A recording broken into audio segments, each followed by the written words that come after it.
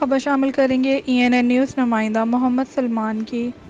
میں ہوں محمد سلیمان، ENN news reporter رجحان۔ جیسا کہ آپ جانتے ہیں کہ رجحان کے علاقے میں پانی کا سلسلہ اور بارشوں کا سلسلہ جو ہے جاری ہے۔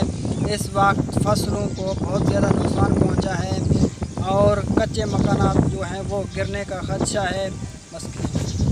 میں آپ سے مخاطب ہوں محمد سلیمان، ENN نیوز رپورٹر رجحان۔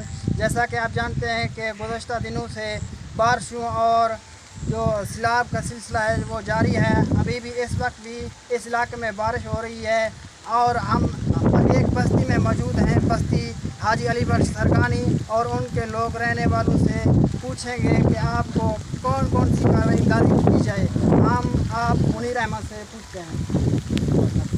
السلام علیکم۔ آپ دیکھ رہے ہیں کہ ہمارے چاروں طرف پانی اور پانی ہے اور اوپر سے بھی پانی ہے، اور یہاں پر سب سے بڑا مسئلہ جو ہے وہ صحت کا ہے، اور اگر کوئی بیمار ہو جائے تو یہاں پر لے جانے کے لیے کشتیوں کی ضرورت پڑتی ہے۔